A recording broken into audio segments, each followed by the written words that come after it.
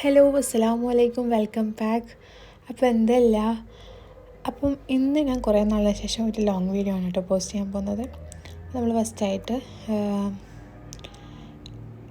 മസാല ദോശേൻ്റെ രാവിലെ തന്നെ ഉണ്ടാക്കുന്നത്. അതിന് വേണ്ടിയിട്ടുള്ള ക്യാരറ്റും ഉരുളക്കിഴങ്ങ് കട്ട് ചെയ്യലാണ് കേട്ടോ. ഇപ്പോൾ നോർമലി മസാല ദോശൻ്റെ മസാല കാര്യങ്ങളൊക്കെ നമുക്ക് അറിയണ്ടാവുമല്ലോ. ഈ വ്ളോഗിൽ ഞാൻ കൂടുതലായിട്ട് പറയുന്നത് ഫ്രൈഡ് റൈസ് ഉണ്ടാക്കുന്നതാണ്. നമ്മൾ ഉച്ചക്ക് ഫ്രൈഡ് റൈസാണ് ഇന്ന് ഉണ്ടാക്കുന്നത്. അപ്പം ഞാൻ ഒരു വ്ളോഗ് എടുക്കാമെന്ന് വിചാരിച്ചു. നവാലും വേറൊക്കെ നല്ല കളിയിലാണ്. ഇത് കുറച്ച് മാസം മുന്നുള്ള വീഡിയോ ആണ്. ഇപ്പോഴാണ് ഒന്ന് എഡിറ്റ് ചെയ്തിടാനുള്ളൊരു ടൈം കിട്ടിയത്. അപ്പോൾ നവാലിനെ ചെറുത്ത് പോലെ തന്നെ ഇല്ലേ, അവർ ഏകദേശം ഒരു 4 മാസത്തെ സമയത്തുള്ള വീഡിയോ ആണെന്ന് തോന്നുന്നു നവാലിൻ്റെത്. ഇപ്പം 9 മാസമായി. കുറച്ചധികം ലേറ്റായി പോയിട്ടുണ്ട് ഈ വീഡിയോ അപ്ലോഡ് ചെയ്യാൻ വേണ്ടിയിട്ട്. പിന്നെ ഇതാ നമ്മൾ മസാല ദോശയ്ക്ക് വേണ്ട മസാല, അതായത് അത് ഉണ്ടാക്കിയെടുക്കലാണ് കേട്ടോ ഉമ്മ. നോർമലി ഉണ്ടാക്കുന്ന പോലെ തന്നെ വലിയ മാറ്റങ്ങളൊന്നുമില്ല.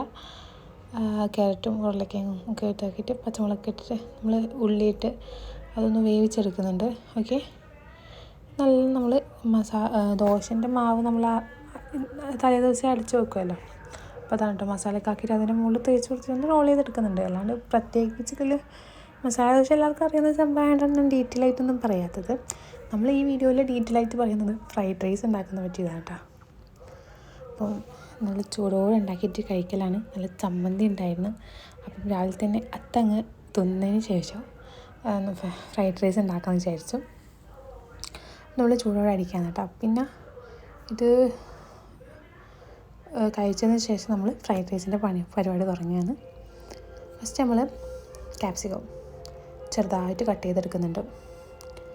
നമ്മളിങ്ങനെ നീളത്തിൽ മുറിച്ചിട്ട് ചെറിയ ചെറിയ പീസായിട്ട് നമ്മൾ കട്ട് ചെയ്തെടുക്കുന്നു. അത് ചെറുതല്ല, കുറച്ച് വണ്ണത്തിൽ തന്നെ കട്ട് ചെയ്തെടുക്കുന്നുണ്ട്.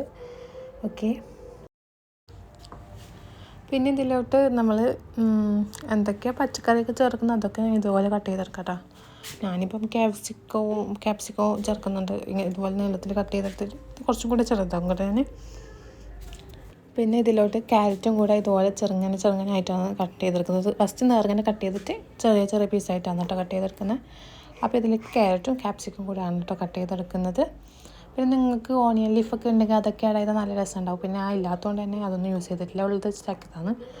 ഓണിയൻ ലീഫ് ഒക്കെ ആഡ് ചെയ്യാം, കുഴപ്പമൊന്നുമില്ല. ഇത് കട്ട് ചെയ്ത് വെച്ചിട്ട് ഞാനിപ്പോൾ നമ്മൾ ഫസ്റ്റ് ചോറുണ്ടാക്കണ്ടേ. ബസ്മതി റൈസ് കുറച്ച് സമയം വെള്ളത്തിൽ കുതിർത്തി വെച്ചിട്ട് നന്നായിട്ടൊന്ന് കഴുകിയെടുക്കാം കേട്ടോ.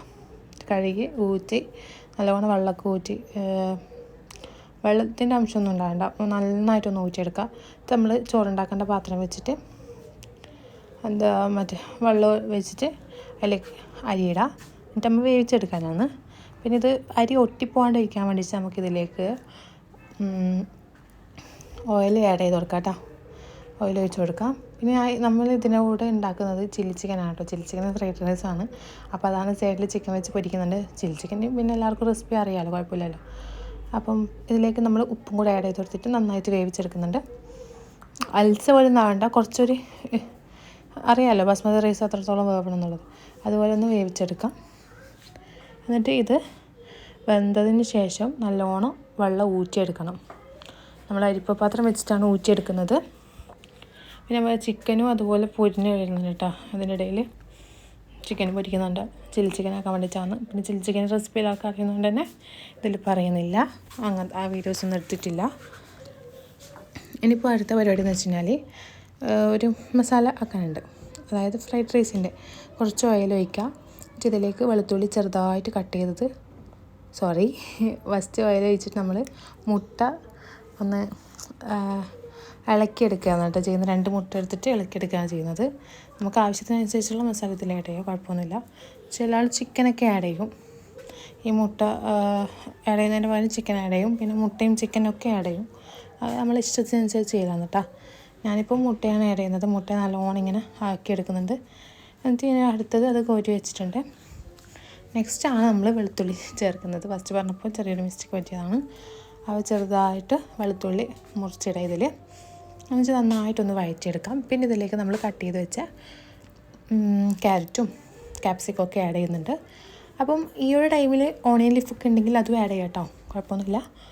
പിന്നെ നമ്മളിതിലേക്ക് പട്ടാണി കടലയില്ലേ, അതാണ് ഇപ്പം ഇതിലേക്ക് വേവിച്ചിട്ട് ആഡ് ചെയ്യുന്നതാണ്. ഉപ്പിട്ടിട്ട് വേവിച്ചിട്ട് നമ്മൾ അതും ഇതിലേക്ക് ആഡ് ചെയ്ത് കൊടുക്കുന്നുണ്ട്. നന്നായിട്ടൊന്ന് വഴറ്റിയെടുക്കാം കേട്ടോ. എന്ന് വെച്ചാൽ ഞാൻ ക്യാപ്സിക്കവും അതുപോലെ തന്നെ ലേശം ഉപ്പിടാം നമുക്കിതിൽ.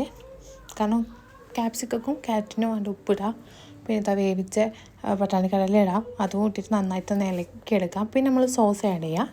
സോസ് ആഡ് ചെയ്തിട്ട് നന്നായിട്ടൊന്ന് ഇളക്കിയെടുക്കാം. ഇനി ഇതിലേക്ക് നമുക്ക് ചിക്കൻ പൊരിച്ചതോ അങ്ങനെ എന്തെങ്കിലും ഉണ്ടെങ്കിൽ അതും ആഡ് ചെയ്യാം, കുഴപ്പമൊന്നുമില്ല. ഓക്കെ, അപ്പോൾ അതും കൂടെ ആഡ് ചെയ്തിട്ട് നന്നായിട്ട് ഇളക്കാം. ഇതിൽ നമ്മൾ സോയാ സോസും കൂടെ ഒഴിക്കുന്നുണ്ട്. എന്നിട്ട് നന്നായിട്ടൊന്ന് മിക്സ് ചെയ്തെടുക്കാം. ഇനി അവസാനം ഇതിലേക്ക് നമ്മൾ ചോറ് ഇട്ട് കൊടുക്കുന്നുണ്ട്. നന്നായിട്ട് മിക്സ് ചെയ്തതിന് ശേഷമാണ് കേട്ടോ നമ്മൾ ചോറ് ഇട്ട് കൊടുക്കുന്നത്.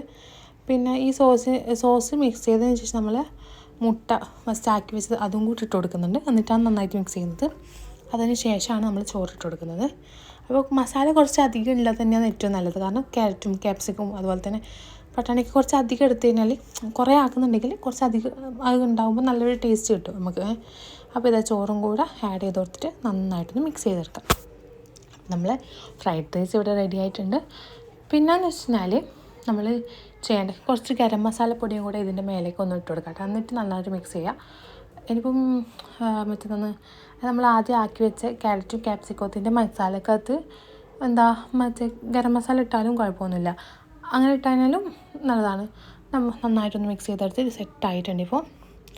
ഇനിയിപ്പോൾ ഇതിലോട്ട് നമ്മൾ ഇത് റെഡി ആയിട്ടുണ്ട്. അപ്പം ഞാൻ ഫസ്റ്റ് ഇടാൻ മറന്നുകൊണ്ട് തന്നെ ലാസ്റ്റാണ് ഗരം മസാല ഇട്ട് കൊടുത്തത്. എന്നിട്ടാണ് മിക്സ് ചെയ്തത്.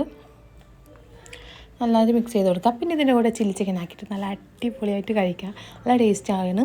ഓക്കെ, എല്ലാവരും ഒന്ന് ട്രൈ ചെയ്ത് നോക്കുക. ഫ്രൈഡ് റൈസ് അറിയാത്ത ആളും ഉണ്ടാവില്ല, എന്നാലും അറിയാത്ത ആളൊന്ന് ട്രൈ ചെയ്ത് നോക്കാം. ഓക്കെ, ഞാനും കമൻറ്റ് ചെയ്യാനും സബ്സ്ക്രൈബ് ചെയ്യാനൊന്നും മറക്കരുത് കേട്ടോ. എല്ലാവരും സബ്സ്ക്രൈബ് ചെയ്യുക, ഫോളോ ചെയ്യുക, കമൻറ്റ് ചെയ്യുക, ഷെയർ ചെയ്യുക, ബെല്ലൈക്കൺ ക്ലിക്ക് ചെയ്യുക. നമ്മളിടുന്ന അപ്പോൾ ഇടുന്ന വീഡിയോസ് നിങ്ങളിതിലേക്ക് വരും. പിന്നെ ഈ പരിപാടിയൊക്കെ കഴിഞ്ഞപ്പോൾ ഞാൻ പിന്നെ ന്യൂസിനെ കുളിപ്പിക്കാൻ വേണ്ടിയിട്ട് പോയിട്ടുണ്ടായിന്. അതിനെ കുളിപ്പിച്ച് ആളെ ഹെയറൊക്കെ സെറ്റ് ചെയ്ത് കൊടുക്കുന്ന പരിപാടിയൊക്കെയാണ്. പിന്നെ ഹിനുവിൻ്റെ ഹെയർ സെറ്റ് ചെയ്തതെല്ലാം കഴിഞ്ഞിട്ട് നമുക്ക് ഫുഡ് കഴിക്കാമെന്ന് വിചാരിച്ചു അങ്ങനെ ഉണ്ടായി. അപ്പം പിന്നെ വളരെ രാവിലെ കുളിപ്പിച്ചിട്ടുണ്ടായിന്. ഹിനുവിനെ കുളിക്കുമ്പോൾ കുറച്ച് ലേറ്റായിപ്പോയി. അപ്പം കുളിപ്പിച്ചൊക്കെ കഴിഞ്ഞിട്ട് മുടിയൊക്കെ കെട്ടി വെച്ച് കൊടുക്കുന്നുണ്ട്. ചിലപ്പോൾ അതിന് ശേഷമാണ് കേട്ടോ ഫുഡ് കഴിക്കുന്നത്. അപ്പോൾ അത്രയേ ഉള്ളൂ. സബ്സ്ക്രൈബ് ചെയ്യാനും ലൈക്ക് ചെയ്യാനും കമൻറ്റ് ചെയ്യാനും മറക്കരുത്. അപ്പോൾ അത്രയേ ഉള്ളൂ. Bye bye.